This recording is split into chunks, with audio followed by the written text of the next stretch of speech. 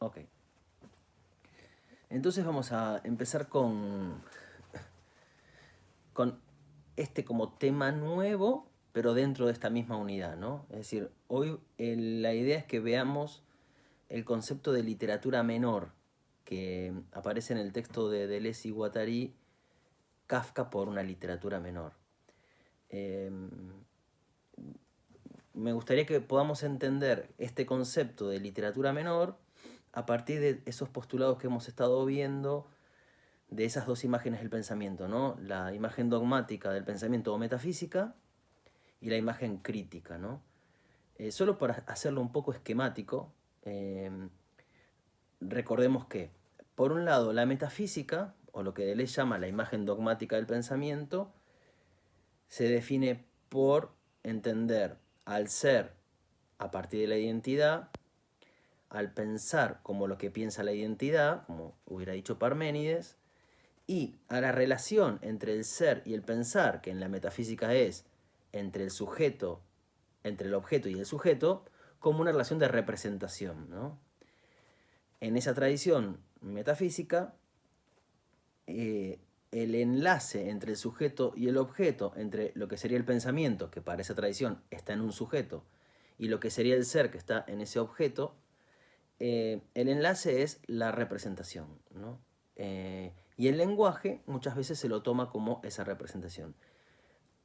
Por supuesto es muy complejo y a lo largo de la historia del pensamiento han habido un montón de cosas distintas de lo que estoy diciendo, ¿no? Esto, si yo dijera que acá se acabó el problema, estaría casi mal lo que estoy diciendo, pero solo a fines de entender lo que sigue, entendamos que para esa tradición de pensamiento se privilegia, o en esa tradición de pensamiento se suele privilegiar la identidad, lo permanente, lo inmutable, lo invariante, la coincidencia, ¿no? El objeto coincide con lo que es, el sujeto coincide con lo que es, el sujeto coincide con el objeto en la representación. Para la otra tradición de pensamiento, que nosotros pusimos a Heráclito como cabeza del mundo antiguo de esta tradición, así como Parménides estaba en la otra, eh, el ser y el pensamiento están relacionados con la diferencia y con el cambio, ¿no? El ser es movimiento sin sujeto y el pensamiento es ese mismo efecto del movimiento, ¿no? El pensamiento y el ser no tienen ni forma objetiva ni subjetiva, es decir, lo que es no tiene las características de un ser bien encerrado en sí mismo, bien identificado, determinado y delimitado, y el pensamiento no es el de un sujeto, nunca es el sujeto quien piensa, ¿no? El pensamiento es el de la materia. Y la relación entre el pensamiento y el ser, que son ambos puro movimiento, es sensación en realidad. Es decir, la materia al moverse podríamos decir que se afecta a sí misma y produce una sensación. Todo esto lo podríamos llevar a la literatura, ¿no? Y pensar cómo se dan estos dos modelos en la literatura. Yo me gustaría empezar, digamos, porque en definitiva lo que Deleuze y Guattari piensan en este texto, Kafka por una literatura menor, particularmente el capítulo 3 es el que nosotros vamos a ver, que se llama ¿Qué es una literatura menor? Eh, lo que quieren pensar en este capítulo específicamente, bueno, sería como qué es la literatura. Estaría mal hecha la pregunta. Deleuze nunca pregunta qué es algo, ¿no? Porque eso es una pregunta muy metafísica, ¿no? Que busca una identidad. Y acá sabemos que Deleuze y Guattari pertenecen a esa tradición de pensamiento en donde el ser y el pensar son movimiento.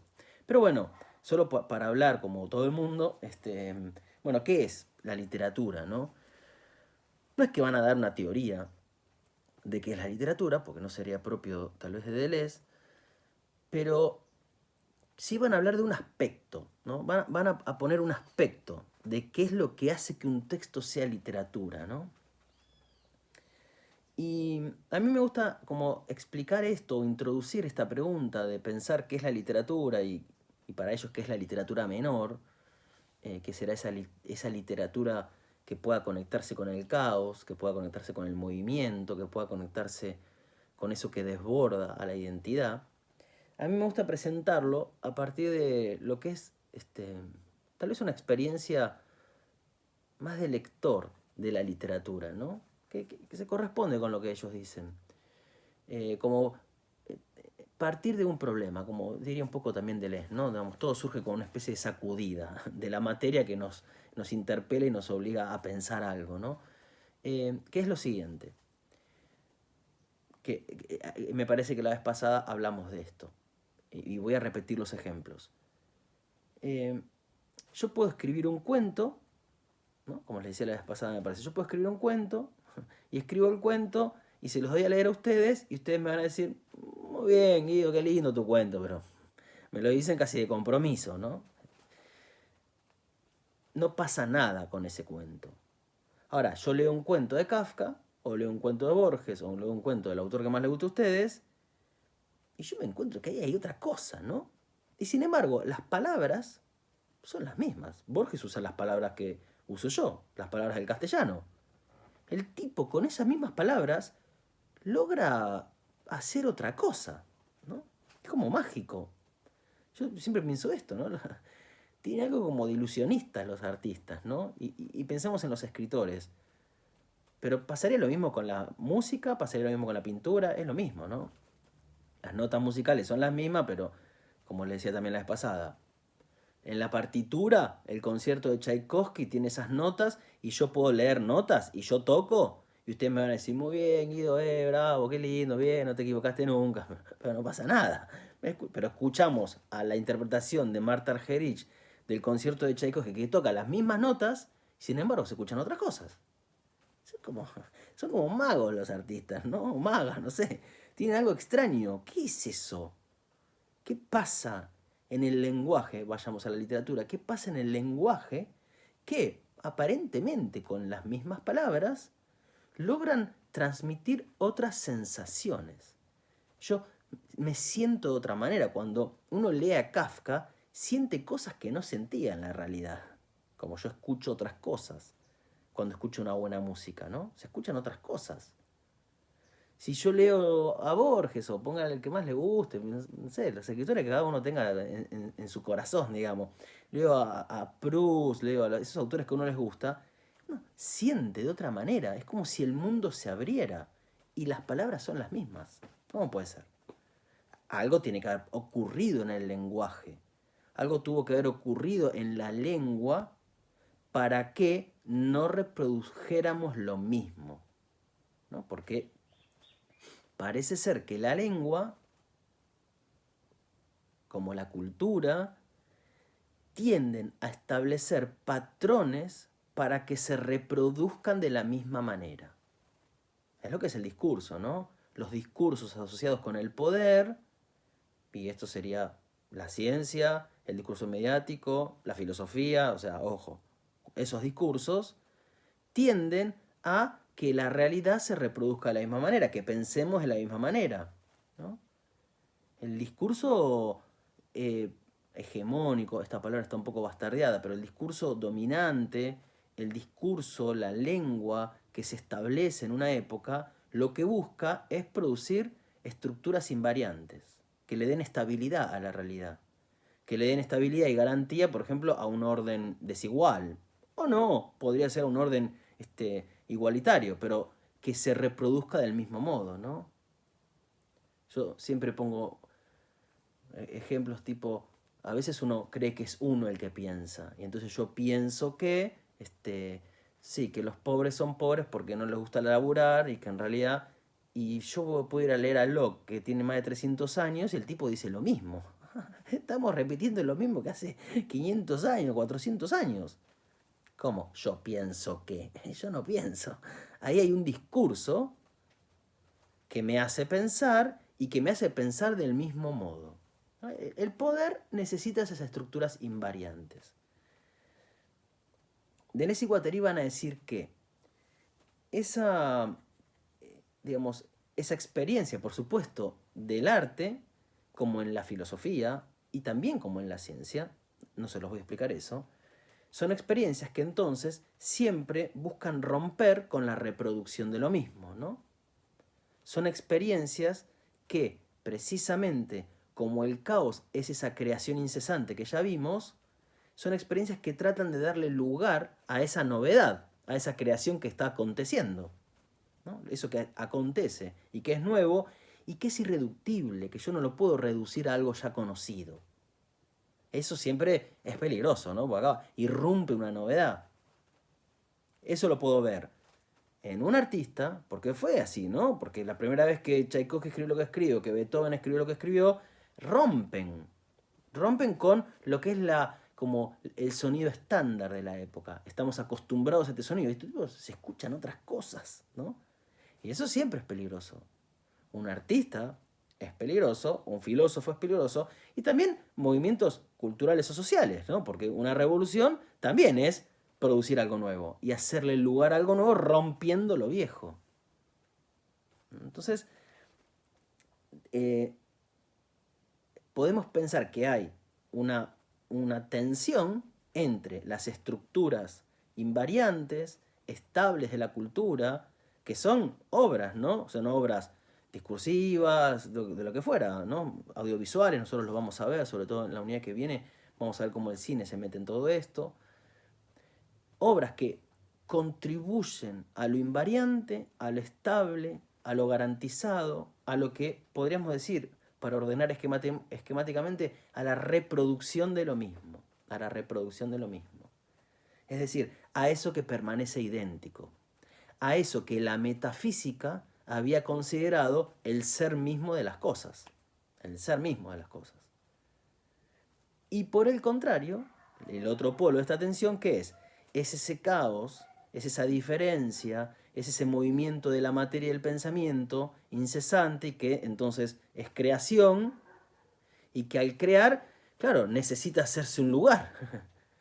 Y ahí está esa tensión, ¿no? El poder busca sofocar a la creación. Insisto, para que no quede como una cosa media intelectualoide. La creación es la de Tchaikovsky, la creación es la de Proust, pero la creación también es la de una revolución o la de un movimiento social. No son cuestiones vinculadas a lo que a veces se llama como la alta cultura. No me estoy refiriendo a eso. Lo que pasa que es cierto que esa novedad se manifiesta también en esas manifestaciones como más sofisticadas, pero también se manifiesta en la creación de un pueblo, ¿no? Porque la música no es solo lo que inventa Tchaikovsky, ¿no? Hay una música popular, folclórica, que es tan creativa como Beethoven. Después, otra cosa es entender que eso que se crea después empieza a reproducirse de la misma manera. Eso es otro tema. Pero en principio hubo una creación, ¿no? Bien, entonces está esta tensión. Si en el plano del poder, en el plano de lo invariante, hablamos de una reproducción de lo mismo, en el plano del caos hablamos de una creación. Deleuze diría, el término técnico en Deleuze es repetición, pero puede confundir, porque uno cree que repetir es repetir lo mismo. Y para Deleuze la repetición es lo que produce la diferencia, ¿no? Entonces, reproducción de lo mismo, creación, o reproducción de lo mismo y repetición, para que no se confundan. Repetición no está asociado a la reproducción de lo mismo. Repetición es un proceso a través del cual se crea una diferencia. Esto lo vimos con el ejemplo de, bueno, que dije recién, ¿no? De la interpretación de Marta Argerich del concierto. ¿Cómo logra ese intérprete sacarle algo diferente? Porque las notas son las mismas. Cualquiera que lea notas va a tocar el mismo concierto. Y sin embargo, interpretado por ella, se escucha otra cosa. Repetición, ¿no? Repetición, repetición, repetición. Pero es una repetición que, curiosamente, logra hacer subir una sensación diferente. Entonces, la repetición, aunque parezca en nuestro lenguaje común y corriente que sea lo mismo, la repetición es justamente lo contrario de la reproducción. En la repetición uno logra hacer subir, producir, hacerle lugar a la diferencia, que es lo que está aconteciendo permanentemente en el plano del caos. Esto vale también para una clase, ¿eh? Yo siempre se los digo. A veces hay como una en las teorías pedagógicas o didácticas, ¿no?, actuales, hay como una subestimación de la memoria y la repetición, ¿no? Porque se cree que la repetición es simplemente repetir de memoria el texto escrito como era en el siglo XIX.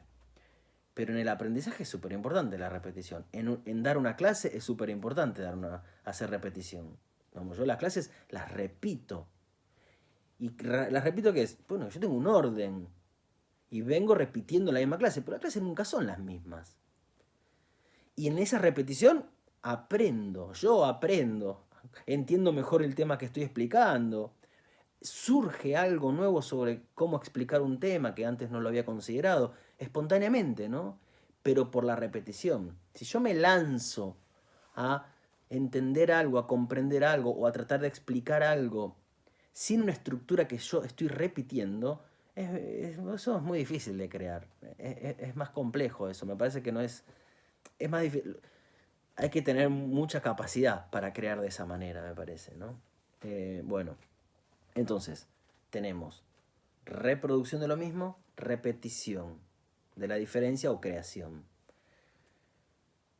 Y vemos que, sea el lenguaje musical o el lenguaje de la literatura, bueno, tendríamos que decir que en el arte pasa algo con esa lengua que logra producir otras sensaciones, ¿no?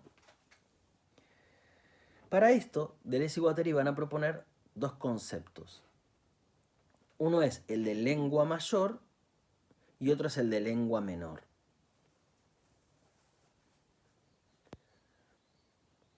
O uso mayor de la lengua o uso menor de la lengua. Porque no es que existe una lengua mayor y existe una lengua menor. Hay un uso mayor de la lengua y un uso menor de la lengua. El uso mayor de la lengua se refiere a ese uso que produce estructuras invariantes, que produce como lo que Deleuze y Guattari llaman conjuntos molares. Molares. Es la lengua que produce, la que usamos, ¿no?, conjuntos y clasificaciones del estilo blanco-negro, joven-viejo, varón-mujer, bueno-malo, lo que fuera, no sé. Es decir, un lenguaje que impone clasificaciones binarias y molares. Lo molar en Deleuze y Guattari refiere a este tipo de conjuntos generales que definen como cualidades desde un punto de vista como estadístico, ¿no? Bueno, estadísticamente podemos decir que hay dos géneros, varón y mujer, como a grandes rasgos, grandes estructuras. Es un uso de la lengua que nosotros, bueno, empleamos, es el que más empleamos en realidad, ¿no? Porque solemos hablar desde esa lengua que busca lo invariante. Lo invariante también es, como creo que vimos la vez pasada, la gramática y un tipo de sintaxis, ¿no? Las leyes de la gramática, el tipo de escritura que uno debe hacer, suponen siempre regularidades, ¿no?, constantes, y que tienden o se fundamentan en una concepción ontológica de la realidad, es decir, una concepción de lo que es el ser. Así, por ejemplo, yo puedo decir, como decíamos la vez pasada, ay, esperen que me saqué todo mi lapicero, que es de donde extraigo los ejemplos últimamente. Yo puedo decir que el lápiz es rojo, ¿no? El lápiz es rojo, y tengo un sujeto, que es el lápiz, y tengo rojo, que es una cualidad, y eso forma parte de una estructura gramatical, sujeto, verbo, predicado, etc., que se corresponde a su vez con lo que se considera que es la estructura ontológica del lápiz y de este ser. ¿Qué es? Bueno, acá también hay un ser que es un sujeto de los cambios, que es siempre idéntico, y después de este sujeto yo puedo predicar accidentes distintos. El lápiz es rojo o el lápiz es amarillo.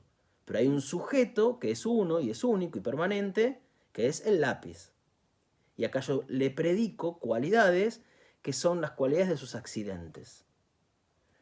Entonces, fíjense cómo el lenguaje también es metafísico. Y ese lenguaje metafísico sería lo que Deleuze y Guattari llaman el uso mayor de la lengua. Y que suele ser el lenguaje que es aliado del poder. Porque al poder siempre le importan las clasificaciones. Al poder siempre le importan las jerarquías. Esto me interesa, que tengamos presente porque lo vamos a seguir viendo todo el año. Al poder le importa.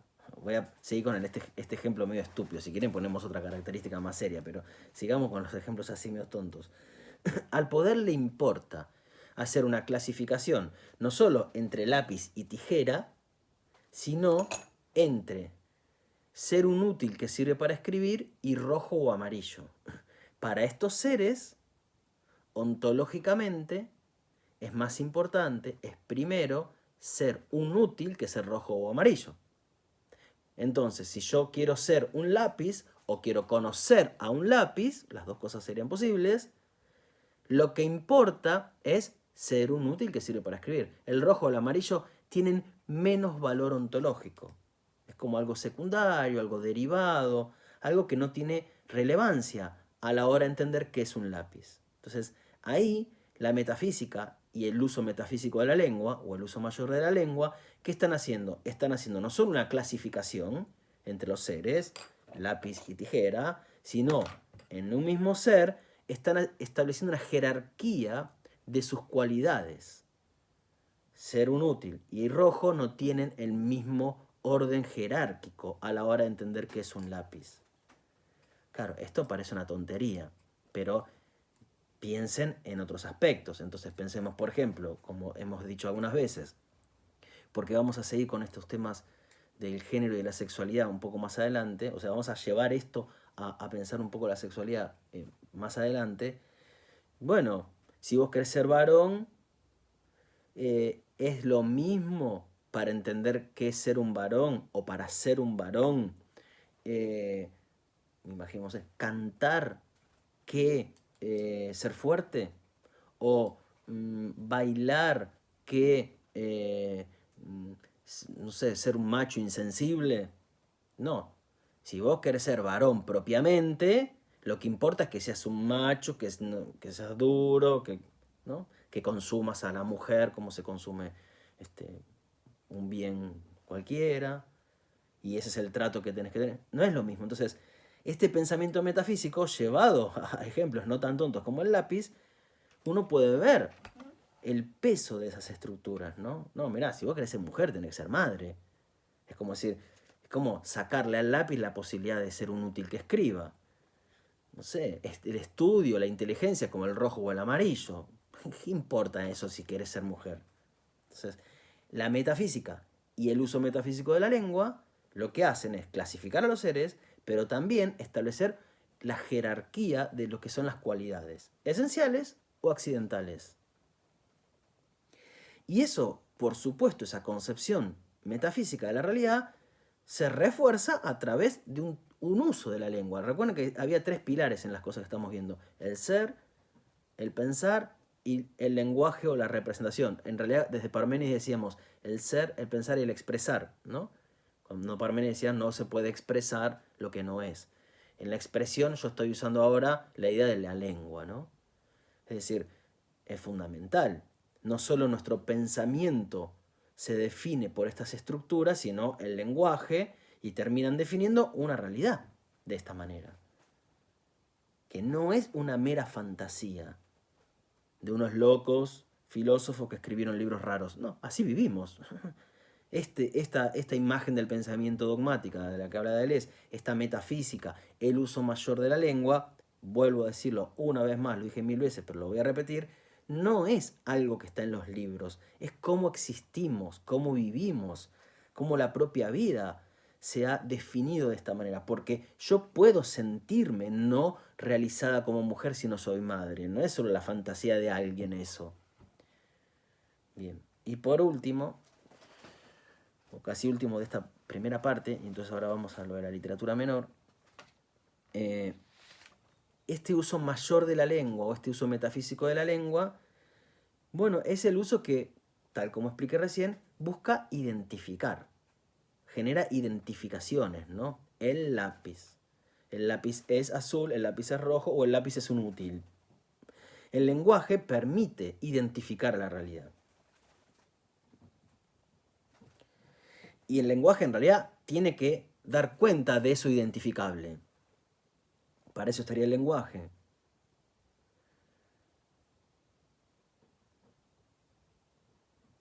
Bien, entonces, la lengua puede tener un uso mayor y eso va a dar lugar a que haya una literatura mayor, ¿no? Habrá obras literarias que tienen un uso mayor de la lengua, ¿no? Acá Deleuze y Guattari no son muy claros. Desde el punto de vista estricto de Deleuze, no sé si ahí habría literatura, pero no importa, sin enredarnos en eso. Hay obras literarias que forman parte de ese dispositivo de la producción de invariantes, forman parte del dispositivo de la clasificación, de la jerarquización, porque de alguna manera se produce esa realidad. Y la literatura tiene que ver con eso, por supuesto, tiene que ver con eso. Nosotros lo vamos a ver en la unidad que viene con el cine, con Lucrecia Martel y con una reflexión sobre los géneros dentro del cine, pero en la literatura pasa lo mismo. La literatura mayor, ¿cómo produce lo invariante? Si ustedes toman un bestseller común y corriente, uno lee y uno como que ya sabe lo que va a pasar. Yo tomo un bestseller que es policial. Y yo les puedo decir, para que no se entienda mal, hay libros y autores y novelas que yo amo y que me parecen fantásticas. No estoy diciendo que uno sea mejor o peor. Se está tratando de entender qué pasa en ese tipo de uso de la lengua. Hay obras, hay bestsellers que están escritos dentro de un género y el género nos guía sobre qué cosas van a pasar. Y uno ya sabe qué cosas van a pasar, ¿no? Y no pasa nada nuevo. Se confirma lo que uno ya sabía. Hay como una redundancia. De alguna manera se tiene que producir la invariancia. Y uno puede leer, salen libros nuevos todo el tiempo. Todos esos libros nuevos que salen, ¿todos están produciendo novedad? Bueno, no. En algunos casos, esas novelas, esa literatura, lo que hace es establecer estructuras, reforzar estructuras, ¿no? Que en el caso son las estructuras de nuestra sociedad. Novelas en donde se reproduzca y se afiance el modelo burgués de familia, por ejemplo. En donde el hombre actúa como hombre, la mujer como mujer, los hijos como hijos, en donde la sexualidad es una, y uno se encuentra con lo mismo. Y se reconoce, y entonces refuerza lo que uno es, refuerza su identidad. Después, a uno le puede gustar o no, eso es otro tema. Ahora, ¿qué pasa en esos libros? Lo que pasa es que se reproducen, vamos a la reproducción, se reproducen las estructuras, se afianzan las estructuras invariantes de nuestra sociedad, que tienen que ver principalmente, y la literatura tiene mucho que ver con esto, ¿con qué? Con el modelo familiar, con lo que es un individuo, con un orden social, con la sexualidad, con las grandes estructuras que hacen a nuestra vida. Y uno puede tomar muchas novelas, como podría tomar muchas películas, muchas series y otro tipo de representaciones, en donde se refuerzan, en donde nunca están cuestionados ciertos órdenes, ¿no? Lo vamos a ver más adelante, bastante más adelante, con un autor que se llama Edward Said, que él plantea que el género de la novela en el siglo XIX, en Inglaterra y en Francia, habían contribuido al orden colonial. ¿Por qué? Porque uno lee esas novelas y en las novelas hay como telón de fondo un orden colonial que no se discute. En la literatura mayor, los asuntos políticos, los asuntos subversivos, las experiencias otras, diferentes, siempre están como un telón de fondo. Lo que importa es la psicología de los personajes. Es lo que le pasa a un personaje. No se está creando, la novela no está creando, no está dando lugar como a una nueva manera de entender, por ejemplo, no sé, las relaciones entre los ricos y los pobres. Sino que si hay algo de eso, está como un telón de fondo. Y lo importante es esa psicología de los personajes, es reforzar lo que esta sociedad entiende, que es en definitiva lo importante de la vida de las personas. Son sus relaciones psicológicas, sus relaciones familiares, sus relaciones con la propiedad, etc. Entonces, eso es un uso mayor de la literatura. Un uso mayor. Frente a este uso mayor de la lengua y la literatura, Deleuze y Guattari van a proponer un uso, o van a ver cómo en la literatura también hay un uso menor de la lengua. Y por lo tanto hay una literatura menor.